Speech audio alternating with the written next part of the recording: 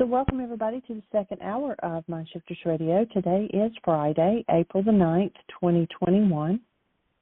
And our call-in number is 563-999-3581. And press 1, and that puts you into queue to talk to us. We'd love to hear your comments and questions because that makes this your show. And so we'll give Michael a moment to get dialed in. There will be some changes going on the website shortly. I think I have announced that before. And I'm talking with a friend of ours who they actually host the website on their server. And she helps me whenever we make some major changes or anything. She's just awesome tech support. And so she's going to quote me on changing our site over from being on Joomla to being on WordPress. So it's supposed to be easier to maintain and handle, but the switchover part is probably going to be a learning lesson for me. So you all just let me know if you find something that's not working, and be patient, and then send me an email or a text and let me know what you find, and it would be greatly appreciated. And we have set up to do a special class. Hold just a moment. My apologies there. Technical difficulty getting Michael signed in.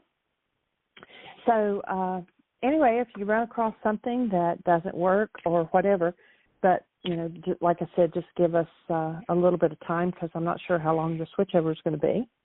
And she's been trying to talk me into doing this for some time, and I just told her I didn't have time on my plate to do it. So she's offered to quote me to do the switchover, and so that should be happening pretty soon. So hold the space for that to go smoothly. It's a huge website, lots and lots of pages, lots of information, and so anything that makes it better, I'm all for. And so with that, we will welcome Michael to the show, and maybe he hasn't got his microphone going yet. Okay, he said he's trying to get in still. So those that are in the intensive, we have added an additional class tomorrow, and it will be for 2 hours from 1 to 3 o'clock Eastern time, and do some catch up, and we've been talking about the last videos that you've gotten have been on responsibility communication, and we actually have a couple of volunteers that have a real live issue, and they're volunteering to do the responsibility communication with each other.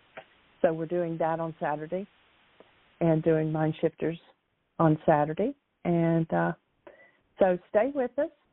And Michael got in and then went out. So he's having some trouble there with his phone.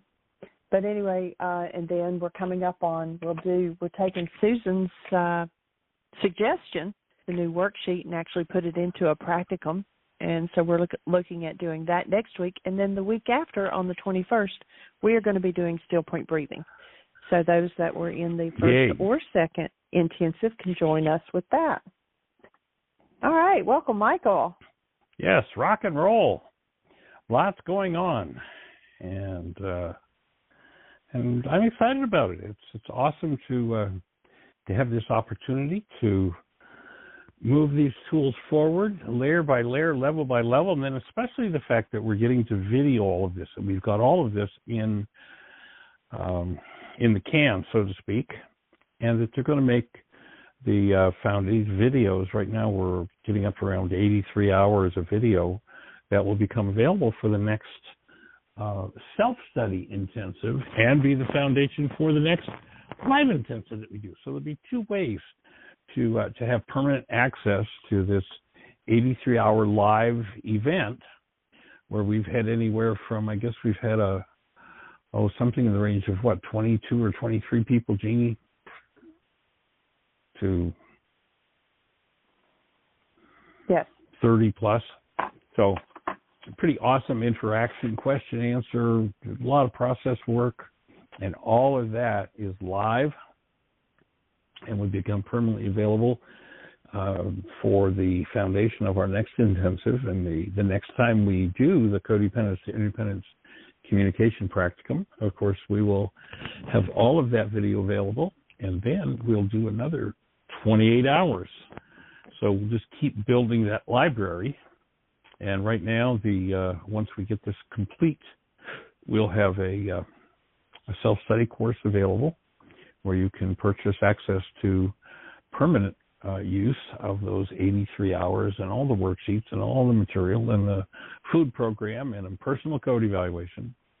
The cost of that will be $600. That's going to cover everything. And then should you choose to, the next time we do that workshop live, you'll be able to upgrade to that live workshop. So you'll have still the next layer, the next level. Only that will be the live workshop. Of course, we'll do another 28 hours of live interaction as well as the self-study. So I'm excited about how that's coming together and the potential for doing that with all of our intensives. In this particular one, we've got Why Is This Happening to Me Again? Healing Through Relationships. What will it look like when I heal? We've got a 2-hour video on the personal code evaluation. Communication, did you hear what I think I said? Mind shifters and still point breathing. So it's a pretty comprehensive package that it's going to come together with the next round. So excited that you're here to be with us as part of it. And our reading today from Why Is This Happening to Me Again takes us to the end, actually the last couple of paragraphs, on page 53. So if you're following along with us in the book, if you turn to page 53, if you don't have the book, you can usually find a copy of it pretty cheaply, $2, $3, $4, $5 on Amazon or on eBay. And the book is out of print at this moment. And so you can do that, or you can go to our website. You can download a free copy, and you'll be with us as we cover these topics. And we're in Chapter 9 on the topic of blockage of truth. And we've been talking about how stress elevates when truth shows up and we've blocked truth. So somebody who's living in the lie, and the most common lie is you made me mad, you made me sad, you made me afraid. If our mind is presenting us a perceptual construct that says that our mind is absolutely, totally, completely, 1,000% lying to us. And when truth starts to come forward, become available, stress goes up. And there are two places when we're in blockage of truth that our stress will attach. And it's up to us as to which one we're going to allow to happen. Stress is either going to attach to getting rid of the source of the information. Oh, you have caused me more stress. And so the impetus will be, I need to get rid of you, or I need to get rid of what you're showing me. Or we can consciously, purposely shift the process and attach our stress to looking inside and removing the root of the elevated stress. It's totally up to the individual which one they want to do. Of course, if you don't know that the reason your stress is up is because truth is showing up and you're in blockage of truth, it'll take a little time to build the brain cells to go, oh, there's something different happening here, then it's all their fault? Oh my goodness, what a radical idea. And of course, if you listen to the conversation of the generations is pretty much about how you made me mad, you made me sad, you hurt me, they upset me, that disturbed me. And blockage of truth is the lie that the brain generates in order to follow our instructions to keep the truth hidden from us. And so we've been talking with Richard about this idea of blockage of truth, the character in the book. And the minute that I pointed out to him that one of his perceptual constructs was a fraud, of course, his stress goes up. And one of the ways you can tell that stress is going up, if you're not really paying attention to your mind, is, as we saw here with Richard, is Richard wants drugs. So instantly when stress marks through, it's like, where's the coffee? Where's the caffeine? Where's the nicotine? Hey, I want a fifth of scotch. Give me a cigarette. So that's one of the ways you can tell that your mind is going into an elevated stress state. So Richard replies as I talk to him about how we anesthetize ourselves with drugs. He says, I've heard that caffeine is hard on the pancreas and adrenals, and that smoking contributes to disease process, but I am sure that medical researchers will solve that problem. I've smoked for years, and it hasn't hurt me, insisted Richard. I didn't bother to point out that his hacking cough and shortness of breath was a problem for him. In the ancient Aramaic, there was a statement that went something like, where your treasure is, there will be your heart also. That idea means that we will form cunning defenses and protective mechanisms that shield from the conscious mind the results of whatever we have decided to do, especially if our behavior is self-destructive. So the mind can rationalize anything, and, it's a good thing to remember that ration lies. The mind, David Bohm says the mind can play 1,000 tricks on us. It has 1,000 ways of fooling us. And that's one of the reasons why you'll oftentimes hear me say, especially if somebody's in disturbance, you got to be out of your mind. You got to loosen the grip that your mind has on you in order to get conscious and function once again as a human being.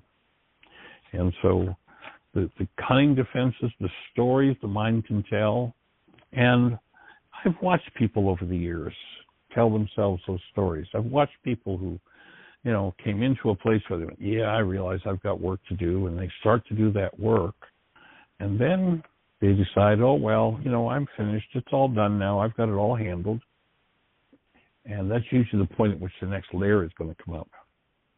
And they want to turn tail and run. And actually, I've seen people run away from doing their work and, literally watched it kill them.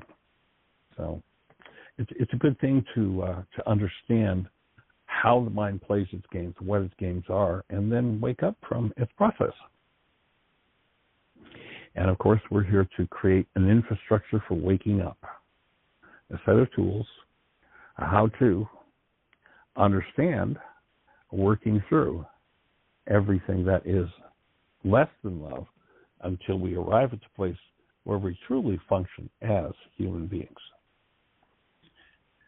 And so that's my thought for the day and our introduction to the book. So, Miss Jeanie, do we have anybody out there in the phone queue with a hand up or anything happening in the chat room? No, on both accounts. It is very quiet. Well, you were mentioning about the communication process that we're going to do tomorrow, and I am much appreciative of the fact that Miss Magda is going to be doing that along with Chuck. I know that I go back, not even sure how long ago it is, probably 7 or 8 years ago when Magda was at Heartland doing an intensive, and we introduced to that tool, and she pretty quickly made it known that was one of her favorites, and I know she's done a lot of work with it over the years, so it'll be awesome to have her as one of the participants. And, of course, she and Chuck have worked with it for years together, so it'll be a great demonstration in tomorrow's intensive. So I'm looking forward to that. Excited that we're getting that extra session in tomorrow. It'll give us an extra couple of hours for the intensive archive, too. So if you're out there in listener land, how can we support you? What's on your mind? If you're not using the forgiveness tools, we invite you to go to our website, whyagain.org.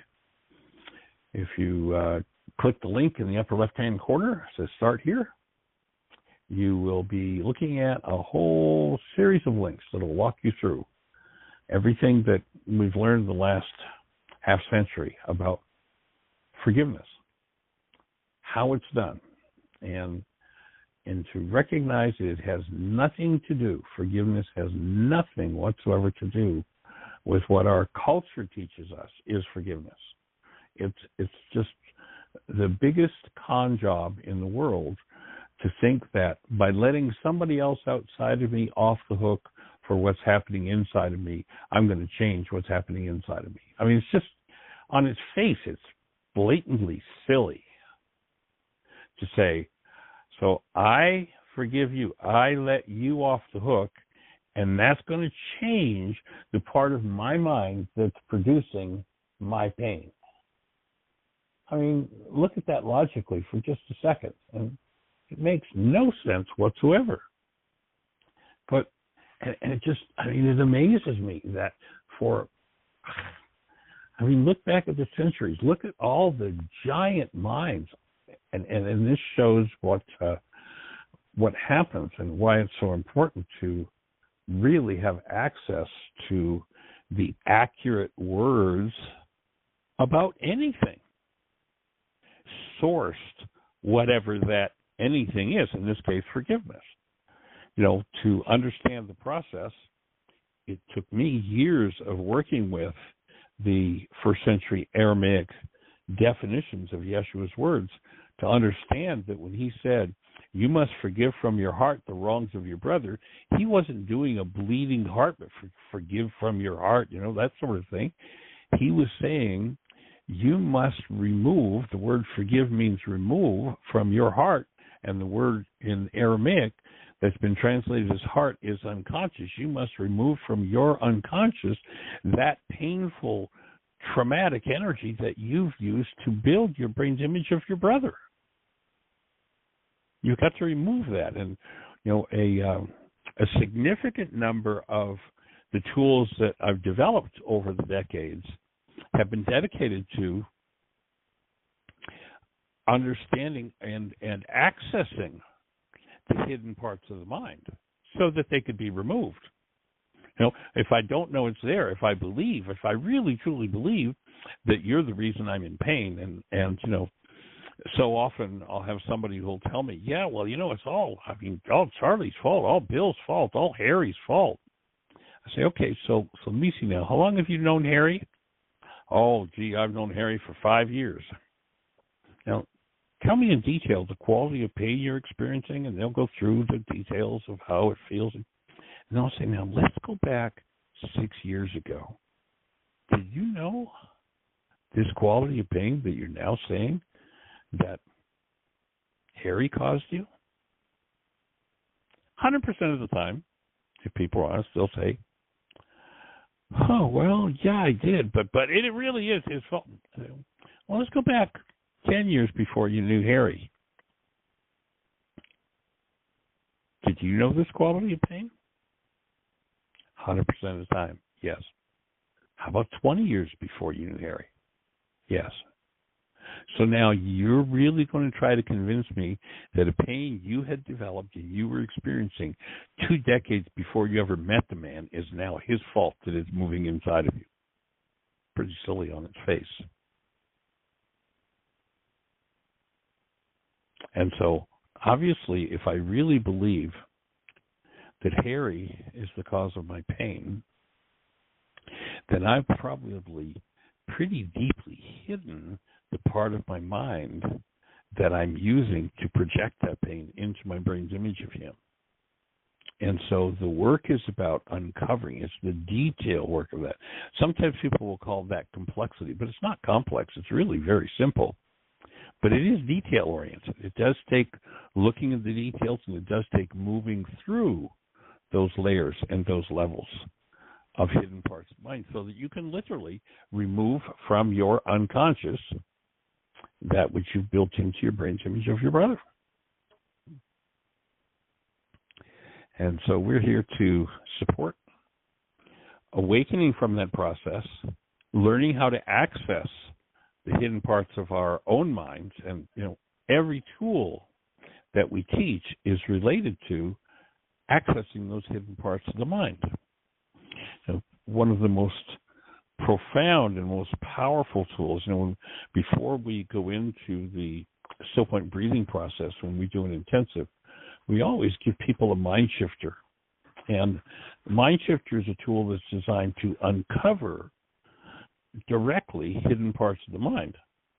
And so when people do the mind shifter tool before they go into still point breathing, it stirs up hidden parts of the mind. And one of the things we ask people to do when they do a mind shifter is really observe what's happening with the breath, because when the mind shifter starts to resonate or move the hidden part of the mind, because the breath has been used to hold that hidden, the breath will spontaneously stop. I mean, just out of the blue, it stops. And if I begin to observe my breath, I will realize that wherever I'm holding my breath, there's a part of my mind that I'm hiding from myself. And just about every one of the tools that we've developed is, how do you get back to direct interaction with that part of the mind? And if we don't ever allow ourselves to directly access it, then whenever that part of the mind is resonated into activity, and it can be something silly. You can be sitting, maybe you're sitting reading a book, and somebody in the other room has got a TV on, and somebody on the television set makes a comment that you don't even consciously hear. But all of a sudden, you kind of clutch your throat. You find yourself sort of gasping for breath, and your chest is tight. You go, geez, I don't know what's happening here. Well, literally, the frequency of that voice coming out of the television in the other room was all it took to resonate. The mind works through the law of resonance. And law of resonance says that when two energy fields are in tune or in harmony with each other, there's an exchange of information between them. So when that statement was made on the TV, even though we weren't in the room, even though we weren't watching or listening to the TV, our ears still heard it, and it can set in motion that old hidden unconscious dynamic. And so each of the tools is designed to open and clean out those unconscious parts so that the mind, rather than our controller, becomes just a device that holds information for us and acts as a servant. A servant rather than controlling us. You listen to Yeshua 2,000 years ago, and he talks about the master bound by the servants in his own household. Well, your household is your body, mind unit. That's your temple. That's your home. And your servants are meant to be your thoughts, your emotions, your physiology. But if you are bound by the servants, if they run your life, especially, and you'll notice how often, for most people, their life is being run by a part of their minds that's totally against their will and choice. They'll say, well, I apologize for doing that. That was terrible, and I will never do that again. People can say that till the cows come home, and they really mean it.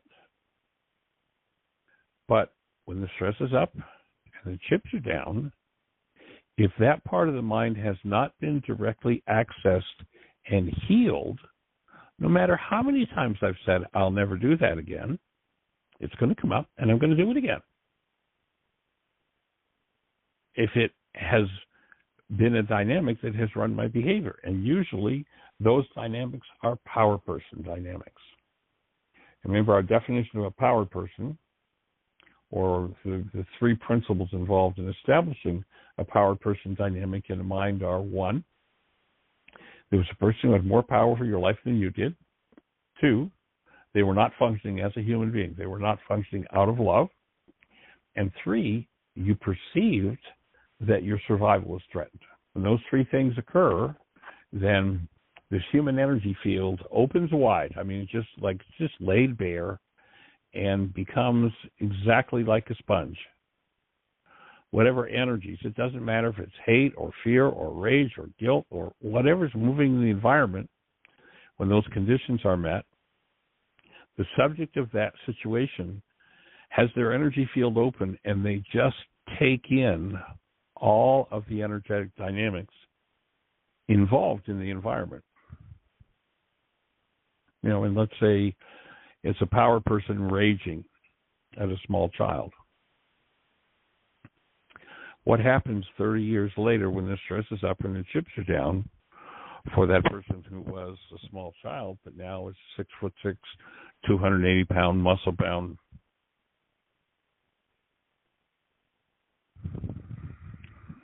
I was thinking of what words to use to describe someone when they're under the influence of their power person state.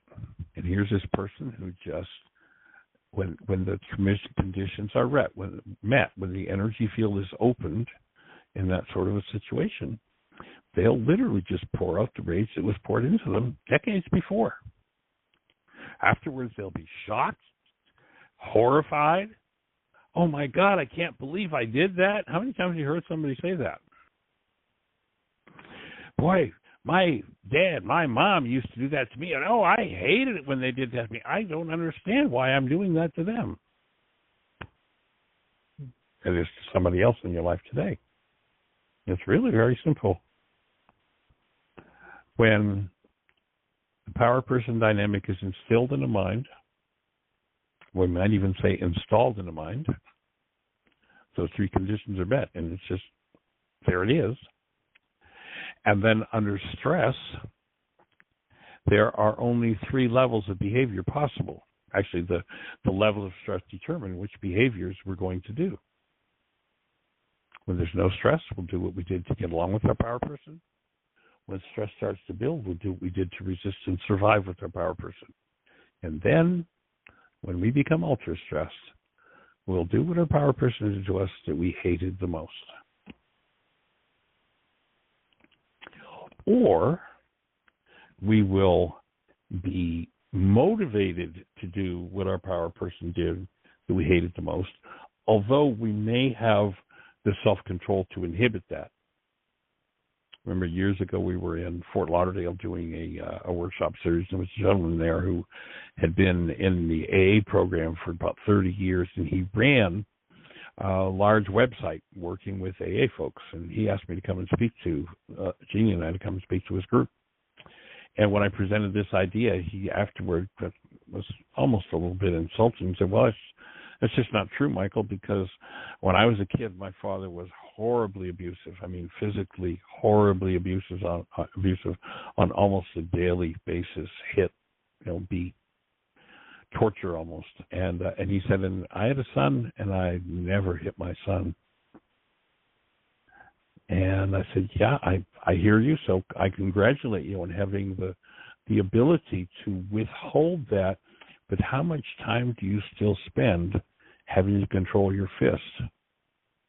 It's like he almost melted into a puddle. It's like, oh my God, every day I have to inhibit myself from lashing out. So here's what uncovering the power person dynamic and forgiveness would do for him. It would allow him to access those parts of the mind, forgive, that is, remove, clean out those parts of the mind, and he wouldn't have to be controlling his fists anymore. But here he is, here's a guy in his 60s, and for decades he's been holding back, struggling with himself, trying to keep from hitting people, which is what his power person did to him. And you look at, the violence that's been erupting in our society recently, and you can see exactly what people's power persons have been doing to them. And it's time for us to soften and get back to functioning as human beings, to start to open this, what was called the veil of the temple, the barrier between the subconscious and the unconscious mind, and remove the unconscious energetic dynamics of hostility and fear from the mind, from our physiology, because that's where those dynamics are stored.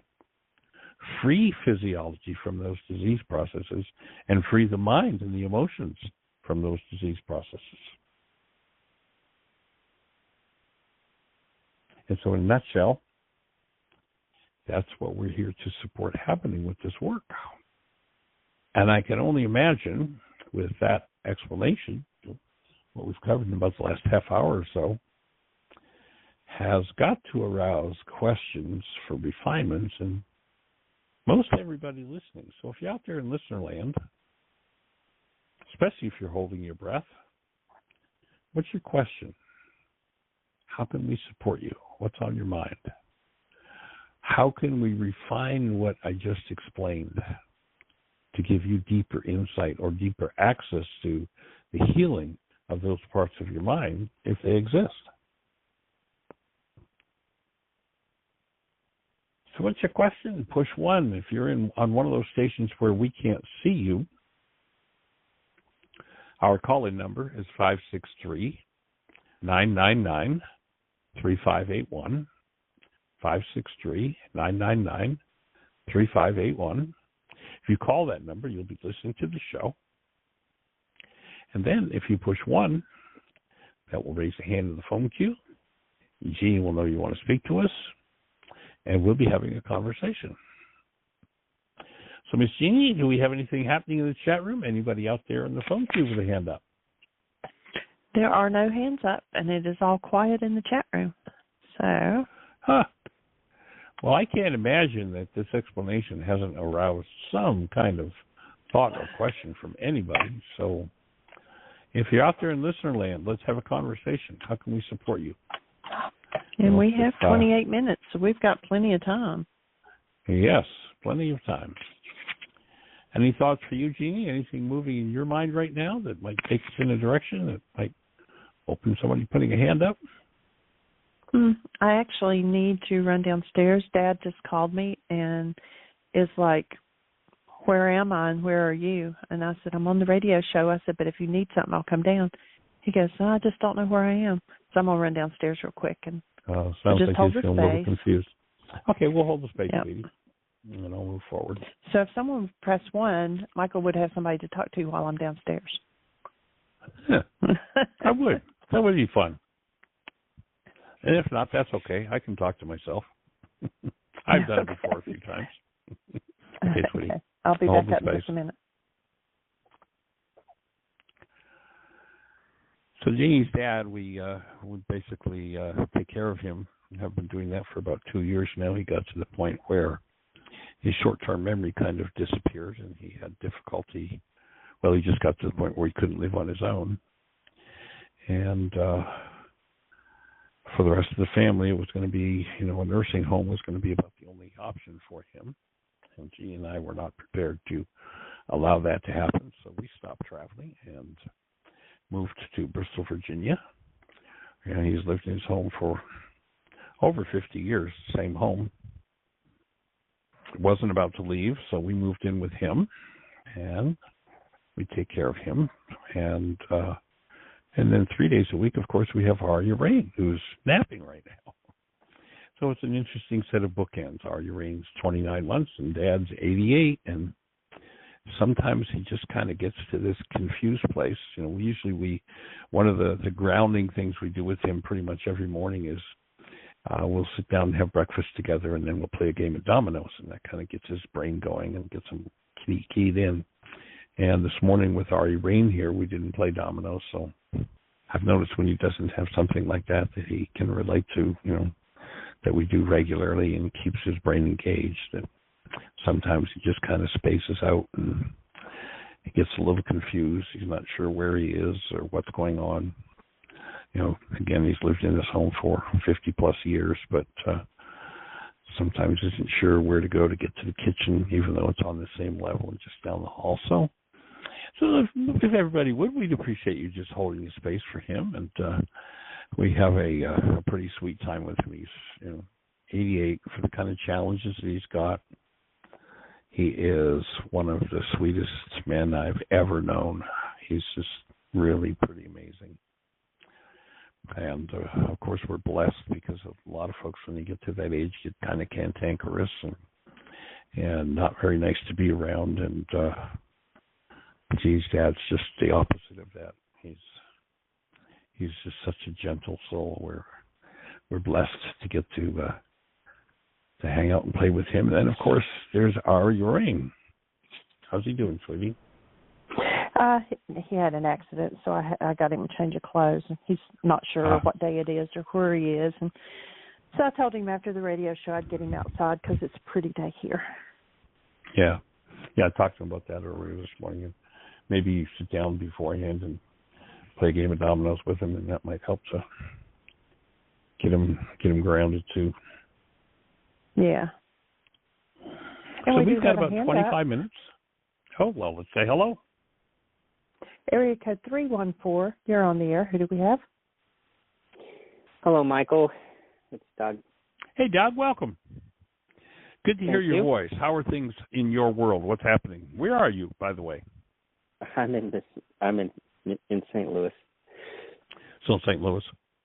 How did your house do with all the rains up there this year? So far, may it continue, no problems. Yeah, may it continue. You got my support. That was, when I saw what happened, that flood, that was, oh man, that was pretty heavy duty. So I certainly won't envy or didn't envy what you had to do to rescue that house, but I hold it as safe. So what's on your mind today? Yeah. Well,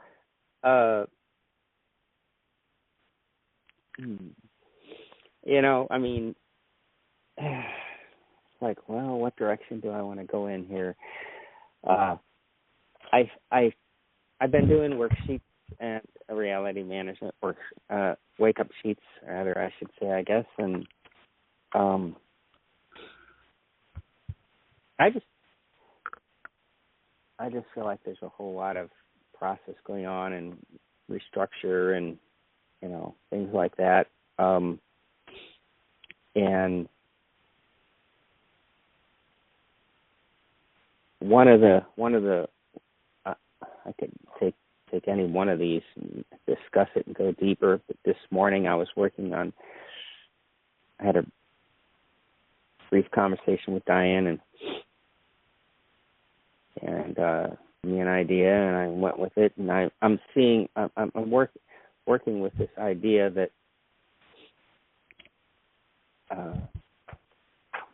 I just what I was saying. What I started out with is how I have a sense that I can't make her happy, that I can't make Diane happy, and she suggested, well, maybe that's related to your mom.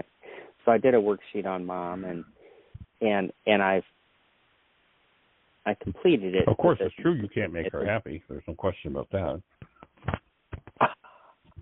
Thank you, sir. Well, happiness is an inside job. It doesn't come from what anybody does. So, any more than she can make you happy, or she can make you unhappy, and vice versa. Just doesn't happen. Exactly. But of course, this mind is the big trickster that keeps us believing something else. But did you find some gold in doing a worksheet around your mom? It sure feels like it, because since I finished this worksheet an hour ago, I don't know, in some sort of a state. The bottom line is that I felt like in 5B that no doubt I will die, if mom isn't happy with me, and I must please her to survive, and I just see this dynamic with women so strongly right now, and I just feel this process of trying to let that churn through me, and it feels like it's really strong, just confounding, sort of confusing energy, and I have to be, a good person, a good boy in mom's mind in order to be okay, in order to survive. And I never really, I guess, thought too much about that until doing this worksheet. But I'm just... Cool. How about a mind shifter? Okay. Yep. Because that's what I'm looking for. It's just kind of the next little thing to do here. And to move energy which is what I want to do. Okay. Okay. So how about the more often I do behaviors? Okay. The more often I do behaviors that bring up displeasure in my mom and Diane. Pardon me, let me change that a little bit. My mom, comma, Diane, and myself.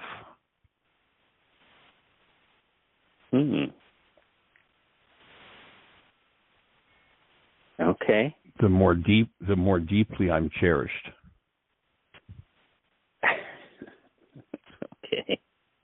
Your mind's got to have a big BS for that one.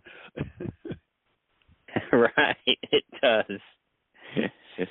So then it'll work perfectly. And for anybody who's listening, just to explain a little bit about this mind shifter tool, is our definition of a mind shifter is it's a thought about an issue around in your life around which you have negative thoughts, and it's the opportunity to surface, process, and release the negative thoughts.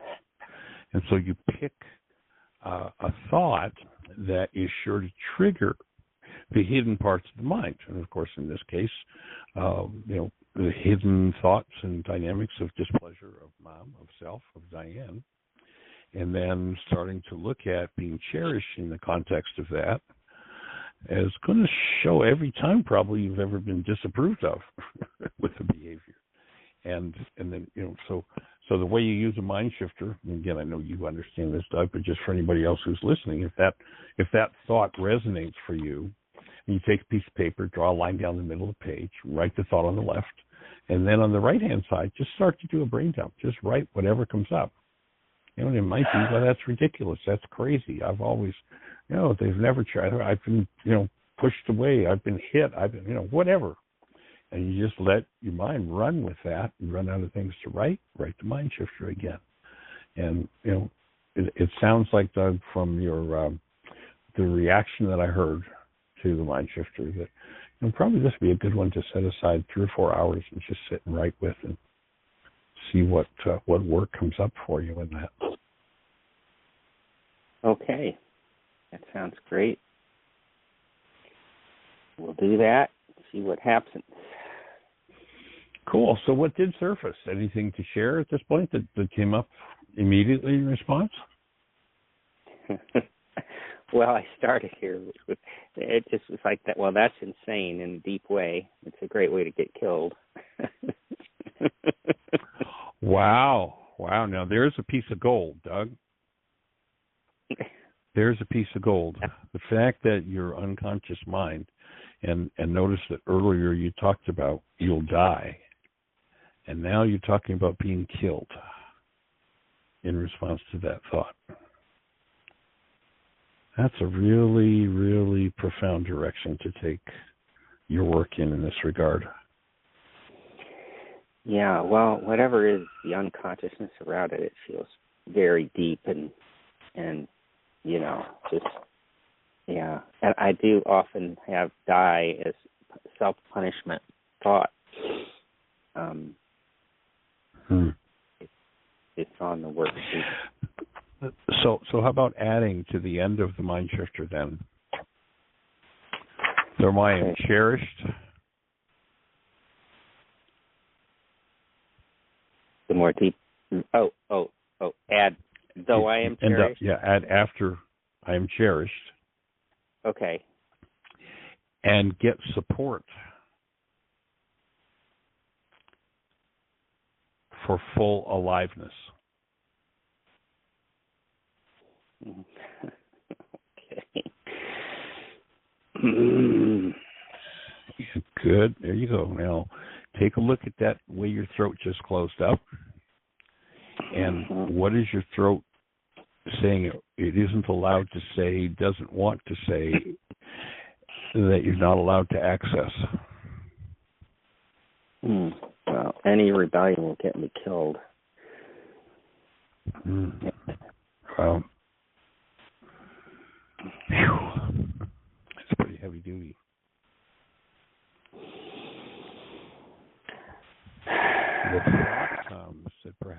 there's a genetic component to that. Oh, that could well be.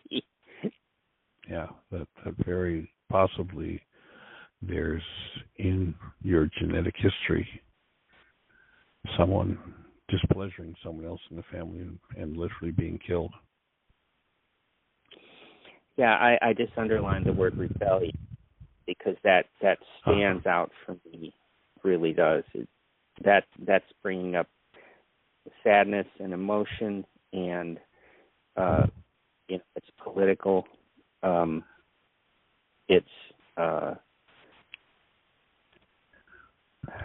I've always. So I've got another. Have I got a mind shifter for you? Okay. It's safe. Another one. Okay. Another one.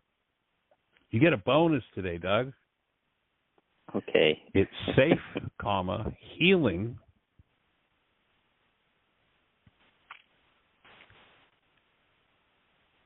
and life enhancing.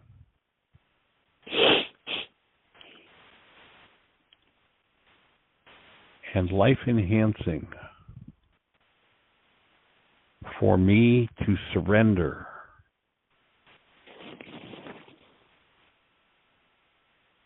to the authority.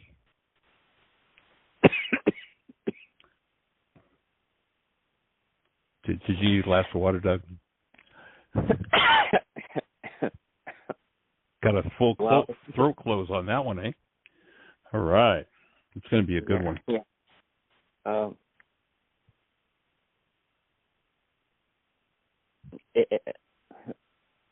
It's kind of interesting that what happens for me about that is that the very first impulse was, yes, that's absolutely correct. That's the only way for me to live. And then right on the heels of that, which was accompanied by a certain amount of relief, and then right on the heels of that was, and no, I won't. Like. How about adding again? And I don't do this very often. In fact, I don't remember the last time I added something to a mind shifter once it was given. But how about adding to this one at the end of it, and it enhances my prosperity.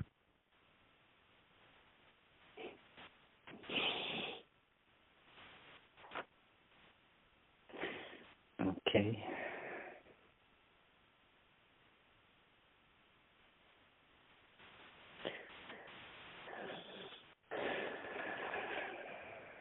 So where's your mind go as you take that controlled breath?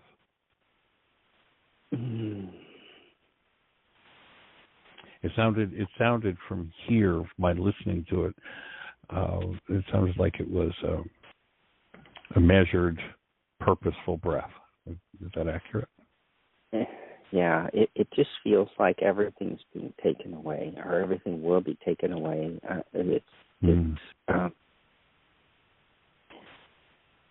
I have, the thought first writing is no. So that's huge, Doug. That's huge. I mean, what I hear you saying is that what your unconscious mind believes is that if you surrender in relationship, your life will end. Wow. I mean, literally. Boy, talk about throwing a monkey wrench into creating relationship.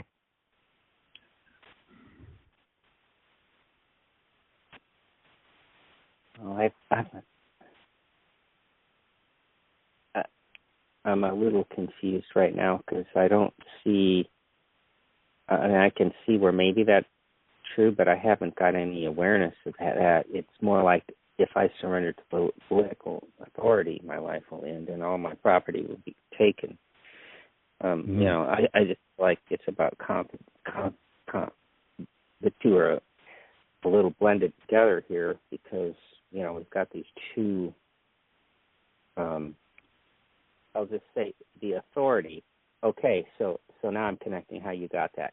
When I see this word authority in this second mind shifter, and I have separated them, it is about the political authority. I mean, there isn't even any possibility that it's any other authority. So I'm seeing that word as not being the same as the authority in the first one, you know. Mm-hmm. So can I offer perhaps another place that it's connected in the filing system in your mind? Yeah. If I do what Mom, surrogate Diane, says, they become my authority. And the link back would be, if you have this belief that to surrender to political authority means death and loss of everything, then if that links back to whoever tells me what to do, this woman in my life is the authority. And it's going to cost me everything.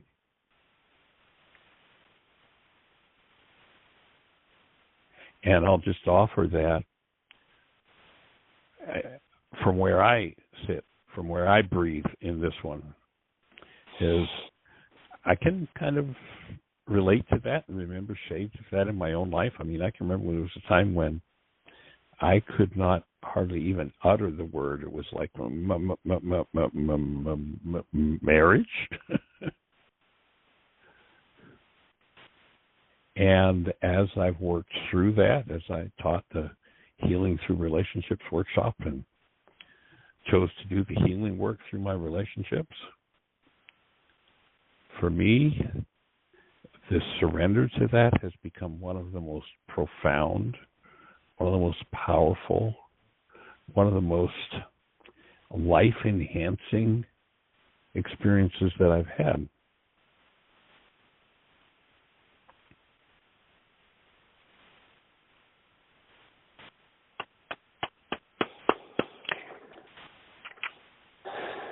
So what was that? Well, it's my mind trying to imagine that possibility. And before that was, the acknowledgement that, yeah, I've had an issue with that. Without question, the mind has had thoughts that, and my experience is, and I could find other worksheets around her, I'm sure, where though I'm wanting the relationship to continue very much, it does. It's like it's just been a given to me that I have to give up everything to have it. Everything Wow. has to be given up. And so, are you willing to receive another thought? Okay. If you choose to do that in your relationship, that's when everything will be given to you. Because right now, nothing is the way you want it to be.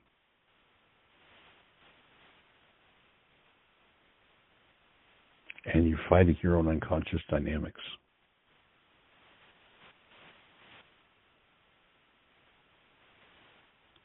And yes, you'll give it all up. But when you've given up, it will all be returned to you in ways that your carbon-based memory can't even start to inform you about or imagine. And my offering is that the only reason it seems unsafe is because of these unresolved dynamics that, as I say, sound like they're perhaps generational.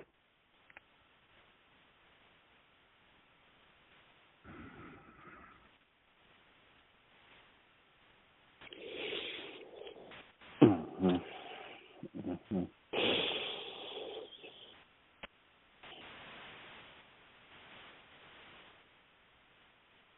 So I breathe with you.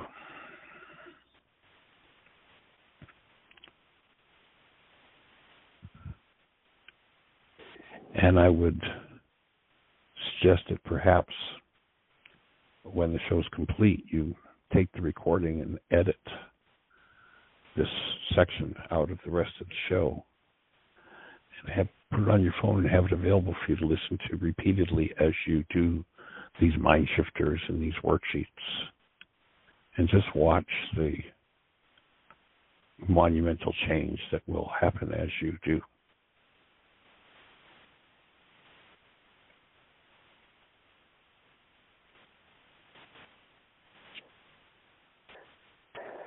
Okay.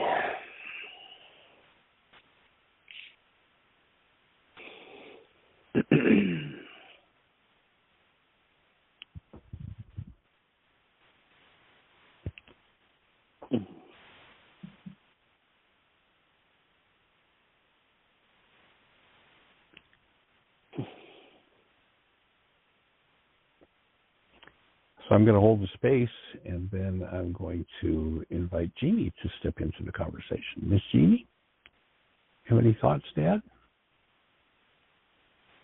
No, but I think that that's a good idea to download a portion of the radio show and re-listen to it, and you'll probably, get more and more insights as you go with that. So, I know Michael needs to go ahead and go. He has a meeting, but Doug, is there anything else I can assist you with?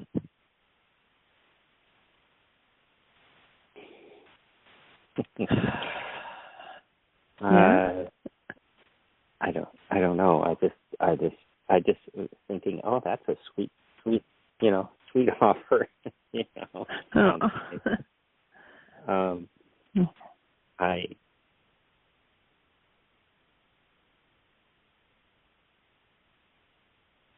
I'll just go ahead and put on here, since I'm going to be listening to it later, that it feels like, I don't know, that's just what I'm feeling right now. Right. It all has to do with the king, and then just look at who in your life do you give the position of being king. We give power away to different people in their lives, and so you could just look and say, okay, who is it that I consider to be in the position of king over me, be it male or female, and then do worksheets around that person too. And just breathe into that space of, being underneath a king. Yeah, it's political authority. Right. I'm relating to specific political characters, but I just like political characters. The way people's Second Amendment, and like the one in the White House right now, and his cohort up there, who always laughs and hides behind a mask, and all these people that want to keep people hiding behind masks. I have a lot of charge around what's happening. Right. And so, I use the example a lot when I'm working with people. In the scriptures, it tells us a story of Yeshua walking across the water. There's this huge storm going on, and the disciples are afraid. They're in a boat. And Peter looks at Yeshua, and he says, I know if you ask me to step out that I can walk on water. And he tells him to come on. And so he steps out. Now, nothing has changed in the storm. It is still rock and rolling, the waves, the wind, everything else. The only thing that changes is his mind and his focus. And as long as he's focused on walking towards Yeshua, he walks on water. And then when he starts looking at the circumstances, he sinks. So, we all go through storms in our life. You're going through one right now. I go through a different storm here than you go through there. But they're all storms in our lives, and we can either walk on water or we can sink. Now, our time has run out on the show, so it's going to cut us off here in just a second. But I just hold the space that you can, stay centered within your being. And, yes, we can do things to change what's going on outwardly, but the biggest thing is change what's going on inside and walk on water in the midst of your storm. Right. All right. All right. Thank you. Take care. Blessings. Thanks, Michael.